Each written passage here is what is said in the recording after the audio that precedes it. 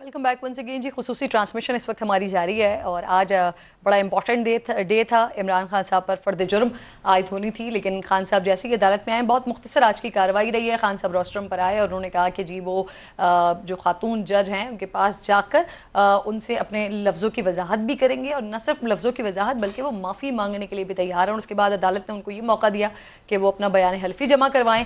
बयान हल्फी जमा करवाने के बाद उसको देखा जाएगा और फिर अदालत ये डिसाइड करेगी, ये फैसला करेगी कि इस केस को आगे कैसे लेकर चलना है। 3 अक्टूबर तक इस समाअत को मुलतवी कर दिया गया है। अच्छा, इसके साथ साथ क्योंकि हैपनिंग इस वक्त बहुत ज़्यादा है, पॉलिटिकल हैपनिंग बहुत ज़्यादा है।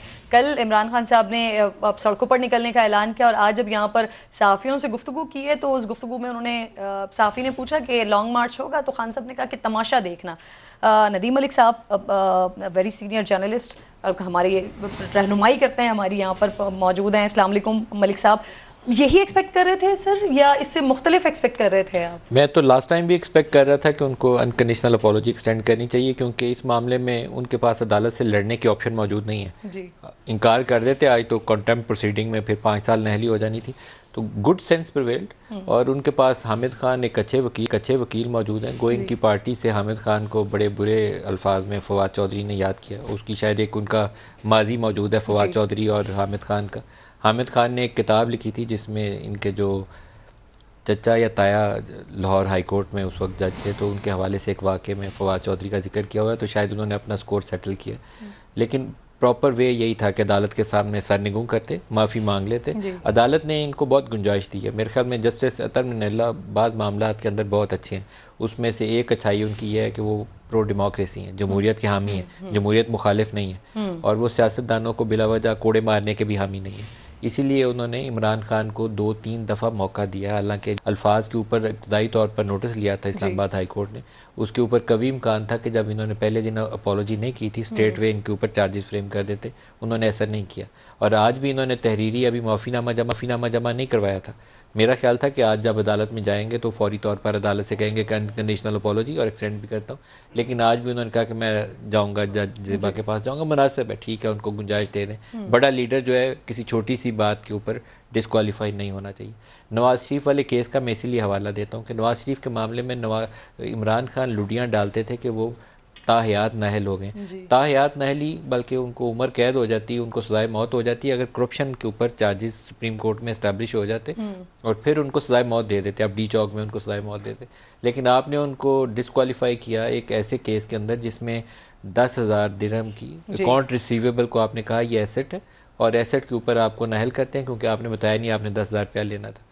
तो ये सॉफ्ट डिसमिसल है, किसी पॉलिटिशियन को डंडा मार के निकालने का रास्ता था। तो इमरान को गुंजाइश मिली, मुनासिब है, लेकिन जो वो करना चाहते हैं जो आने वाले दिनों में वो ज़्यादा खौफनाक है। पाकिस्तान की ग्राउंड रियलिटीज़ को मद्देनज़र रखें। कल उन्होंने कुछ जुमले इस्तेमाल किए हैं आर्मी चीफ के मतलब कि शेरों की वो फ़ौज का सरबराह अगर एक गीदड़ हो तो वो फ़ौज जीत नहीं सकती। ये इस्तारे अच्छे नहीं हैं। ये इस्तारे मुख्तलिफ मौके के ऊपर इस्तेमाल किए जा सकते हैं। हम समा के अंदर इस्तेमाल कर सकते हैं, वो PTI के अंदर इस्तेमाल कर सकते हैं, लेकिन जिस पैराए में इमरान इस्तेमाल कर रहे हैं वो मुझे भी पता है, पूरी पाकिस्तान को पता है। इस पे आंखों में मट्टी नहीं डाली जा सकती, धूल नहीं झोंकी जा सकती। One can understand very easily कि पॉइंटेडली टारगेटेडली आप एक आर्मी चीफ को हिट कर रहे हैं।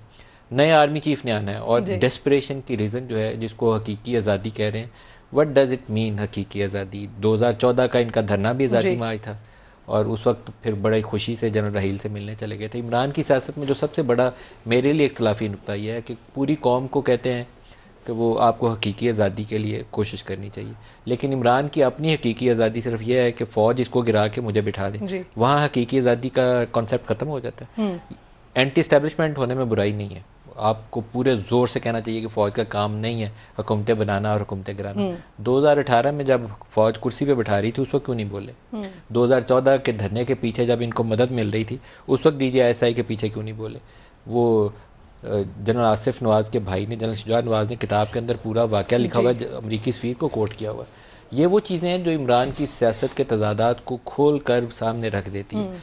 उनके अंदर एक वो सेल्फ राइटियस का उन्होंने एक अपने ऊपर टाइटल खुद से ले लिया हुआ है कि स्वाय इमरान खान के सारे चोर और गद्दार हैं। वो आर्मी चीफ को भी चोर और गद्दार कह देंगे, गद्दार तो कह रहे हैं उनको, और बाकी सारे पॉलिटिशियन को चोर और डाकू कहते हैं। तो सच्चा और सही बंदा सिर्फ पाकिस्तान में एक है, इमरान खान।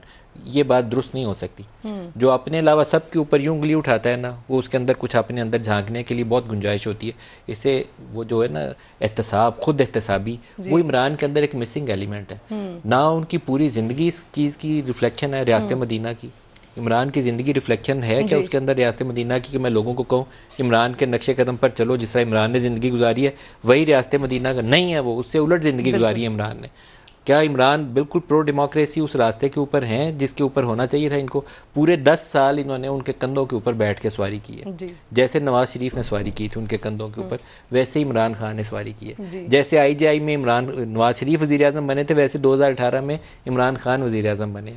अब मुझे क्यों निकाला की जंग है जिसके अंदर ये ज़्यादा अग्रेसिव है as compare to Nawaz Sharif, और वो किसी को कुछ भी कह सकते हैं, उनको आज़ादी है। सर ये माफिया किसको कह रहे हैं? कह रहे हैं कि मेरी आज कह रहे थे कि क्योंकि माफी उन्होंने इसलिए मांगी है कि उनकी अदालतों से तो जंग नहीं है, उन्होंने लड़नी नहीं है, लेकिन उन्होंने माफियाज के खिलाफ जंग लड़नी है।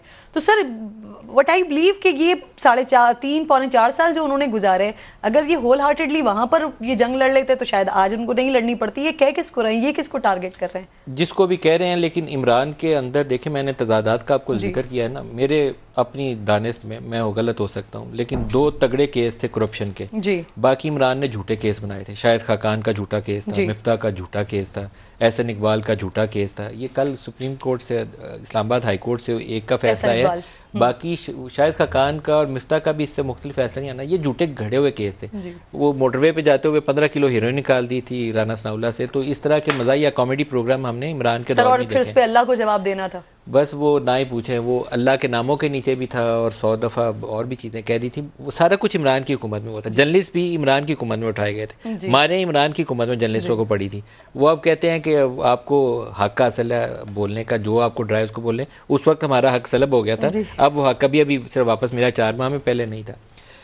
आसिफ जरदारी और शहबाज शरीफ, मेरा ख्याल है कि दोनों के करप्शन के ऊपर अच्छे केसेस, तगड़े केसेस थे।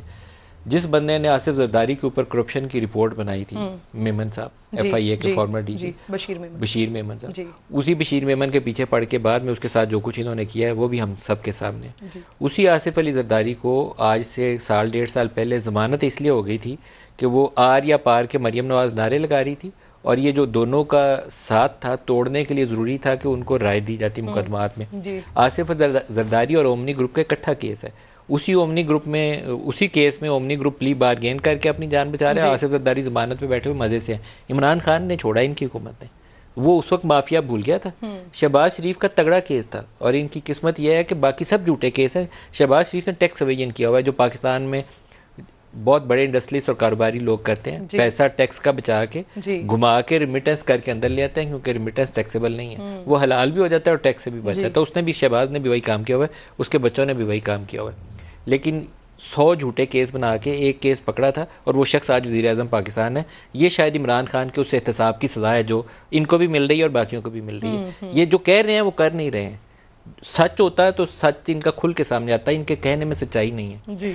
रियाज मलिक पाकिस्तान में बहुत बड़े, जो जिन लोगों ने लैंड डेवलपमेंट की हुई है उनके ऊपर, लेकिन बड़े मुतनाज़ा शख्सियत है कि वो हर एक को ख़रीद सकते हैं। मेरे समेत उनके अंदर बहुत सारे लोगों को ख़रीदने की सलाहियत है। मैं अपनी मिसाल इसलिए देता हूँ कि बाकी मेरे से तगड़े तगड़े ऊपर बहुत बड़े बैठे हैं, सबको ख़रीद सकते हैं। उसी रियाज मलिक से 500 कनाल ज़मीन लेकर रूहानियत की एक यूनिवर्सिटी कायम करके कहें कि मैं रूहानियत का दर्स देने लगा, अलकादर यूनिवर्सिटी मैंने कायम की है। उसी रियाज मलिक की बनाई हुई उसी इमारत के अंदर किस बुनियाद के ऊपर उसको 190 मिलियन पाउंड जो यूके गवर्नमेंट ने पकड़ के पाकिस्तानियों को दिया था, वो आपने उसको वापस कर दिया। तो ये वो तजादात है जो इमरान की सियासत का हिस्सा है। इसका कभी वो जवाब सच्चाई में नहीं दे सकते, कभी सच इस पे बोल ही नहीं सकते। क्या जवाब हो सकता है इसका सच में? मैं नहीं कहता इमरान ने करप्शन की होगी या कुछ और की होगी, लेकिन ये चीज़ें ऐसी हैं जिसकी कभी ये जस्टिफिकेशन दे ही नहीं सकते ये किसी को। जो इनके साथ है वो सच्चा है, वो पाक है। जो इनका मुखालिफ है, मैं तनकीद करूँ इनके ऊपर तो हम लोग लिफाफे हो जाएंगे, हम चोर हो जाएंगे। वो आप सोशल मीडिया के ऊपर खोल के पढ़ें ना कि रियासत मदीना के पैरोकार कौन सी ज़ुबान बोलते हैं, तो उनके माँ बाप भी शर्म से शायद उनको सोचें कि हमने अपने बच्चों की कैसी तरबियत की। वो इनके सोशल मीडिया के वो लोग हैं, पढ़े लिखे बच्चे जो अपने से उम्र में अपने माँ बाप की उम्र के लोगों को वो गंदी और गली ज़ुबान इस्तेमाल करते हैं। क्योंकि रियासत मदीना का जो इस वक्त सबसे बड़ा प्रचारक है, उसको प्रोटेक्ट करने के लिए ज़रूरी है कि जो उसके ऊपर तनकीद करता है उसको गाली निकालनी है। तो गाली निकालना जायज़ है वहाँ के ऊपर। ये इन तजादात का एड्रेस करना पड़ेगा इमरान को, नहीं तो ये कहीं पहुंचेंगे नहीं। ये फसाद तो हो सकता है सड़क के ऊपर, लोगों की जानें भी जा सकती हैं, खून रेजी भी हो सकती है। मुझे अंदेशा है इस चीज़ का कमिंग वीक्स के अंदर, क्योंकि इमरान खान अब उस हद तक जाएंगे कि या इन्हें वो आर या पार जो मरियम नारे लगाती थी ना, उसका आर पार कहीं पहुंचा नहीं है। लेकिन इमरान का ख्याल यह है कि अगर नया आर्मी चीफ लग जाता है और इलेक्शन प्रोसेस अभी 6-8 महीने आगे चला जाता है, जिनसे ये फेवर्स एक्सपेक्ट करते हैं उनसे इनको फेवर्स नहीं मिल पाती, तो फिर इनकी डेस्परेशन और ऊपर चली जाएगी, फिर रिएक्शन आ सकता है। और मुझे उसी रिएक्शन का अंदेशा है, ये मोबिलाइजेशन उसी चीज़ के लिए, ये जुमा और हफ्ता के जो प्रोटेस्ट हैं अभी आगाज़ है, फिर ये कोशिश करेंगे कि इस्लामाबाद की तरफ लोगों को मोबिलाइज करें। वो स्टेज खतरनाक होगी, उससे पहले चीज़ें संभल जाएँ, इनको भी समझ आ जाए तो अच्छा है। सही सही सर, इनकी टीम के हवाले से भी मैंने आपसे बात करनी है, जो उनकी लीगल टीम जो बात कर रही थी और आज उससे कुछ मुख्तलिफ हुआ है। लेकिन उससे पहले मैं चाह रही हूँ ज़रा सुहेल रशीद से अपडेट्स ले लें। सुहेल, बड़ी मुख्तसर सी ये कार्रवाई हुई है, ज़रा जो नाज़रीन हमें अभी ज्वाइन कर रहे हैं उनके लिए इस कार्रवाई के मुतालिक बता दीजिए, फिर हम दीगर पैनल से बात करते हैं। देखिए, आज फर्द जुर्म की कार्रवाई के लिए तारीख मुकर्रर की गई थी, लेकिन आज जब कार्रवाई अभी शुरू नहीं हुई थी, इमरान खान जब कमरा अदालत में पहुंचे तो उनको हमने देखा कि पहले अपनी पुरानी नशिस्त पर बैठे, लेकिन उनके वकला करीब आए और उन्हें रोस्टम के करीब जो एक साइड पे रखी कुर्सी थी उस पर ले गए और वहां बिठा दिया, जहां से रोस्टम पर जाने में आसानी हो। इसलिए ये आते ही जाहिर हो गया था कि वो आज खुद बात करना चाहेंगे और फिर ऐसा ही हुआ भी। जब कार्रवाई का आगाज़ हुआ तो चीफ जस्टिस ने नाम लेकर कहा कि इमरान नियाजी यानी वो रोस्टम पर आ जाएं। हमने फ़र्द जुर्म पढ़कर सुना लिया, लेकिन उससे पहले हामिद खान जो इमरान खान के वकील हैं वो आए थे रोस्टम पर। उन्होंने कहा जी कि मेरी कुछ गुजारिश है कि फ़र्द जुर्म से पहले इमरान खान चाहते हैं कि वो बात करें, उनको सुन लिया जाए। तो चीफ जस्टिस ने कहा कि ज़रूर सुनेंगे, बोलें क्या कहना है। इस पर इमरान खान ने जो काज बना था इस सारी कार्रवाई का, यानी कि खातून जज से मुतालिक स्पीच में बात करना, उसको अनडू करने की कोशिश की और कहा जी कि मैं उन खातून जज के पास जाने को तैयार हूँ, अपना जो कुछ मैंने कहा उसकी उनको एक्सप्लेन भी करूँगा और माफ़ी मांगने के लिए भी मैं तैयार हूँ। और मैं गुज़श्ता जो 2 समातें यहाँ पर हुई और पिछली समात पर ही मुझे ये अंदाज़ा हो गया था कि अदालत समझ दिया कि मैंने एक रेड लाइन जो है वो क्रॉस कर ली हुई है और अब मैं समझ गया था कि अदालत मुझसे क्या चाहती है, लिहाजा मैं उस पर रजामंद हूँ। मैं खातून जज के पास जाऊँगा और जाकर मैं उनसे माफ़ी भी मांग लूँगा और इसके अलावा अगर अदालत कुछ और कहे अदालत को सेटिस्फाई करने के लिए तो मैं वो भी करने पर तैयार हूँ। ये कहना था इमरान खान का। और साथ उन्होंने अपनी जो 26 साल जदोजहद है उसका जिक्र किया कि हमेशा रूल ऑफ लॉ के लिए रही है और मैंने कभी तौहीन अदालत का सोचा भी नहीं, ना ही आइंदा ऐसा करूँगा, लिहाजा मैं उन खातून जज के पास जाने को तैयार हूँ। इस पर चीफ जस्टिस ने ये रिमार्क्स दिए कि हमारी भी मंशा ये नहीं होती कि बिला वजह तौहीन की कार्रवाई शुरू की जाए। आपने जो गुफ्तगू की है आज उसको हम सराहते हैं, अप्रिशिएट करते हैं, काबिल सताइश है, लेकिन कानूनी रिक्वायरमेंट है एक कि आप इसको बयान हल्फी की सूरत में जमा करवाएं, अपने इसी बयान को, फिर हम उसे कंसिडर करेंगे। और आज की हद तक हम फर्द जुर्म जो है वो आप पर आयद नहीं कर रहे। बाकी सब कुछ जो भी है, आप पूछ रहे हैं कि अदालत कुछ और चाहती है, तो हम कुछ नहीं चाहते। हम आज का बयान भी हमने आपको नहीं कहा कि आप दें, आपने खुद दिया है, बाकी आपकी मर्ज़ी है, आपका कंडक्ट है कि आप कैसे करते हैं। कुछ भी आप बयान हल्फी दें, उसको हम देखेंगे, कंसीडर करेंगे और फिर देखेंगे कि कार्रवाई कैसे आगे बढ़ानी है। अब ये 3 अक्टूबर तक इस समात को मुलतवी किया गया है। सही, बहुत शुक्रिया आपका सुहेल रशीद। क्विकली अपडेट्स आपने उस वक्त भी हमें दिए हैं, अभी भी पूरा इसका ओवरव्यू आपने हमें दिया, बहुत शुक्रिया आपका। नईम हनीफ साहब, सर आप मलिक साहब को मिस कर रहे थे और मलिक साहब को अभी आपने सुना, बड़ी तफसील से सुना है हमने और बड़े इंपॉर्टेंट पॉइंट्स मलिक साहब ने ये उठाए हैं, जो कि खान साहब बात कर रहे हैं कि तमाशा देखें। जब सहाफ़ी ने हमसे पूछा है कि क्या होने जा रहा है, क्या लॉन्ग मार्च होने जा रहा है, तो ये तमाशा एक ऐसी सिचुएशन में कि जब हम देख रहे हैं कि 3-3.25 करोड़ से ज़्यादा जो है पाकिस्तानी अवाम है वो इस वक्त मुतासर है, लोगों के पास घर बार नहीं है, ख़वातीन बच्चे वो इस वक्त बेहाल हैं। सबसे ज़्यादा इस वक्त ज़रूरी है कि एक कोऑर्डिनेशन तमाम पॉलिटिकल पार्टीज़ के अंदर दरमियान एक कोऑर्डिनेशन हो, उस कोऑर्डिनेशन के साथ लोगों के रिलीफ के लिए काम किया जाए। वहाँ पर खान साहब तमाशा लगाने की बात कर रहे हैं, तो ये अपनी बका की जंग लड़ रहे हैं, अपने लिए जंग लड़ रहे हैं, या वाकई पाकिस्तान की जो हकीकी आज़ादी की उनकी बकौल बात कर रहे होते हैं उसकी जंग लड़ रहे हैं? और अगर ये हकीकी आज़ादी है तो फिर ये सड़कों पर तमाशा लगा के कौन सी आज़ादी हासिल की जाती है सर? मलिक साहब को मैं मिस तो कर रहा था वो दाद लेने के लिए, जब भी कोई एक्सक्लूसिव मैं देता हूं तो उनकी तरफ से दाद आती है, इसलिए उनको मिस कर रहा था। तो खुशी हुई है उनके ज्वाइन करने से। जहां तक नहीं मनीष साहब, आप काबिल सताइश हैं, आप चाहे एक्सक्लूसिव दें या ना दें, आपको वैसे ही शाबाशी है ऑलवेज।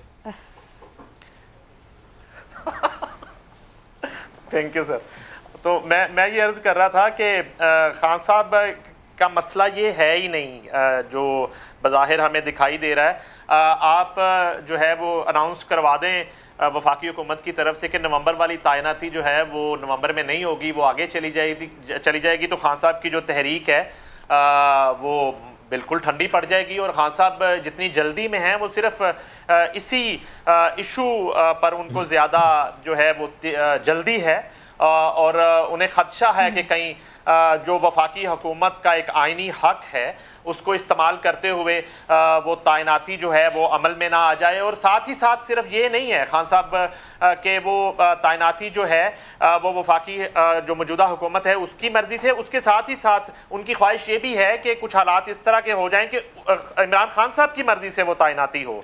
आइंदा चीफ जो है वो खान साहब की सिर्फ अब तक ये नहीं कहा उन्होंने कि वो आइंदा चीफ उनकी मर्जी से जो एक नाम वो नॉमिनेट करें या 3 नाम वो दें उनमें से एक शख्सियत को जो है वो आइंदा के लिए तैनात किया जाए। और जहां तक ये सवाल है इसका जवाब तो उनको देना चाहिए इमरान खान साहब को कि जब वो ओवरसीज वोटर को वोट का हक देने की बात करते हैं तो आज पूरा जनूबी पंजाब, आज KPK, बलोचिस्तान, जो आधे से ज्यादा पाकिस्तान जो है वो डूब चुका है और वहां का जो वोटर है जो 2 वक्त की रोटी से कासर है, जिसको मेडिसिन मुयसर नहीं है, जहां पर फौज जो है इस वक्त जो है रिहैब के प्रोसेस में वो शाना बशाना जो है वो वर्किंग कर रही है, जिसका एतराफ वो जो तशरीफ लाई हुई हैं साबिक अदाकारा अंजलिना, उन्होंने कल किया अपनी एक टॉक में कि उन्होंने जो है वो उनको जी अंजलिना जूली वो बहुत बेहतर अंदाज में काम करते हुए उन्हें पाया अफवाज पाकिस्तान को। तो मेरा ख्याल है कि खान साहब को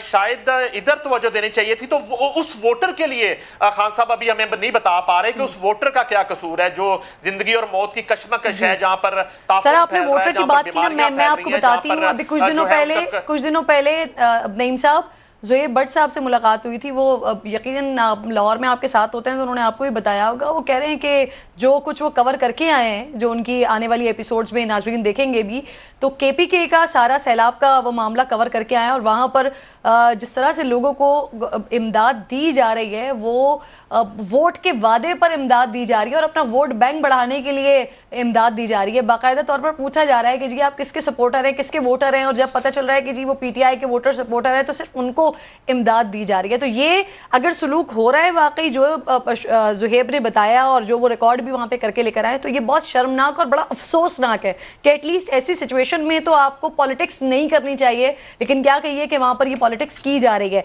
मंसूर, मैं जो लीगल टीम के हवाले से बात कर रही थी मुसलसल, क्योंकि कल भी यहाँ पर भी बात हुई, आप लोगों से भी यकीनन जिन लोगों की बात हो रही होगी वो तमाम के तमाम इस स्टांस पे थे कि खान साहब माफ़ी नहीं मांगेंगे। उनकी लीगल टीम की ये मुत्तफ़िका राय थी। फवाद चौधरी साहब ने भी बड़ा क्लियरली बताया। अभी नईम साहब ने कहा कि ये मैसेज आया, अच्छा बहुत सारे मैसेजेस तो ऑन एयर भी सीनियर जर्नलिस्ट की जानिब से दिए जा रहे थे। मलिक साहब भी बार बार ये कह रहे थे कि अनकंडीशनल अपॉलॉजी कर लेनी चाहिए इमरान खान साहब को। तो वो जो एक स्पेसिफिक एक मैसेज की बात कर रहे हैं, क्या आपके इल्म में है ये कौन सा मैसेज और कहां से आया होगा ये मैसेज, जिसके बाद आज खान साहब ने फौरी तौर पर अपनी लीगल टीम से हटकर एक स्टांस लिया और उन्होंने वहां पर माफी पर रजामंदी का इजहार किया? अच्छा देखिए किरण, मुझे जारी बात है ये तो नईम हनीफ साहब की शरारत है, ये वही बता सकते हैं कि ये कहां से मैसेज आया होगा। लेकिन मैं जरा इसके ऊपर जरा एक और एंगल से जरा बात करना चाह रहा हूं। देखिए हम लोग इस वक्त ये देख रहे हैं कि जनाब इमरान खान साहब ने बड़ा जबरदस्त काम किया, उन्होंने माफी मांग ली है। ये ज़हन में रखिएगा, ये कोई माफी जो है ना वो कोई ये दिल से जैसे कहते हैं ना माफी मांग लेना, ये वो नहीं है। ये एक मजबूर सियासतदान ने माफी मांगी है। ये एक मजबूर सियासतदान ने जिसने अपने पॉलिटिकल करियर को बचाना था, ये उसने माफी मांगी है। ये उसने वहां पे जाके दुहाइयां दी हैं कि जनाब मैं तो हकीकी आजादी का जो है वो मैं सिलसिला शुरू करने लगा हूं। जो बाहर उन्होंने मीडिया से गुफ्तगू की है, तो मैं इस मौके के ऊपर कोई ऐसा काम नहीं करना चाहता जिसकी वजह से मेरा ये सिलसिला रुक जाए। मेरी पॉपुलैरिटी एक पॉइंट साथ में ले लीजिए आपकी बात पर जी। ये स्पेशल उन्होंने वर्ड्स कहे कि मुझे ऐसा लगा कि अदालत मुझसे क्या चाहती है। वो जो आप बात कर रहे हैं कि एक अपनी गिल्ट में नहीं, उन्होंने कहा कि मुझे ऐसा महसूस हुआ कि अदालत मुझसे क्या चाहती है, इसलिए वो माफी मांगने पर रजामंदी का इजहार कर रहे हैं। मैं यही तो बात कह रहा हूं कि बेसिकली उन्होंने आज की तारीख तक इस चीज को रेजिस्ट किया है। उन्होंने रेजिस्ट इस वजह से किया है क्योंकि पिछले, मैं खैर ये जो बार बार ये 26 साल कहते हैं, मैं इसको 26 साल तो नहीं मानता, मैं इसको 11 साल मानता हूं। 11 साल की जद्दोजहद है क्योंकि 2011 से इनका राइज जो है वो शुरू हुआ है। तो 2011 से लेकर 2022 तक इमरान खान साहब इस सिस्टम के लाड ले रहे हैं और उन्होंने हमेशा ये समझा है कि चाहे मैं जिसके मर्जी, चाहे जो मर्जी जबान इस्तेमाल करूं, चाहे वो फौज हो, अदलिया हो, मीडिया हो, सहाफ़ी, एंकर पर्सन्स हो, मेरे मुखालिफ हरीफ हो, मैं किसी के बारे में कोई भी लैंग्वेज इस्तेमाल कर सकता हूं, मुझे कोई नहीं रोकेगा। आज जिस शख्स ने जाके ये माफ़ी मांगी है उसने अपना सिर्फ सियासी करियर बचाने के लिए माफ़ी मांगी है। आज मैं कहता हूं, मैं आज आपको, आज ये हम लोग सारे यहाँ जर्नलिस्ट बैठे हैं, आप लाइए इस मुल्क के अंदर ये कानून लाइए, डेफेमेशन के लॉस को आप तगड़ा करें, कहें कि हाँ जी आज पाकिस्तान के किसी एंकर पर्सन, किसी जर्नलिस्ट के बारे में आप बगैर प्रूफ ये बातें नहीं कर सकते कि जनाब इसने लिफाफा लिया है, जनाब ये बिक चुका है, ये फलां मीडिया हाउस ने ये किया हुआ है। आप लाएं इसके डेफेमेशन के लॉ, उसके बाद देखेगा इमरान खान साहब वहां पे भी माफिया मांगेंगे, मजबूर होंगे माफिया मांगने के। वजह सिर्फ और सिर्फ ये है कि आज इस शख्स ने सिर्फ और सिर्फ इस वजह से जाके अब ये माने सिर्फ इस वजह से हैं कि हाँ कहीं ये ना हो कि मैं इधर जाके फंस जाऊं, जिसकी वजह से मेरा रास्ता रुक जाएगा, और कोई बात नहीं है। आप देखिए उन्होंने पहला जवाब जमा करवाया, मुस्तरद हुआ, दूसरा जवाब जमा करवाया, उसके ऊपर भी जो है वो अदलिया ने यही कहा कि ये ठीक नहीं है। लेकिन पहले जब ये सब कुछ हो रहा था, उनकी जो कानूनी टीम थी उसने भी कहा नहीं, जरूरत ही नहीं माफी मांगने की, क्या जरूरत है माफी मांगने की, कोई जरूरत नहीं, खान साहब ने कुछ गलत नहीं किया। सोशल मीडिया पे वो जो इनके सारी पूरी सोशल मीडिया की टीम थी, उन्होंने ट्रेंड्स चलाए, डट के खड़े हो जाए, खान साहब कोई ऐसी बात नहीं, कुछ गलत नहीं कहा आपने, हम आपके साथ हैं, आप बिल्कुल इसी तरह चलते रहे। क्या वजह थी इसकी? इसकी वजह यही थी कि खान साहब अपने जोन के अंदर। सर मुझे ब्रेक की कॉल दी जा रही है फवाद चौधरी साहब का, इसमें बड़ा इंपॉर्टेंट मंसूर, जिसमें वो कह रहे थे कि इमरान खान साहब को नायल करके दिखाएं, पूरी पाकिस्तानी कौम बाहर होगी। ये बड़ा उनका एक धमकी आमेज किस्म का लहजा, लबो लहजा था। ब्रेक ले रही हूँ छोटा सा, वापस आती हूँ, तौफीक भट्ट साहब आपकी तरफ आऊंगी।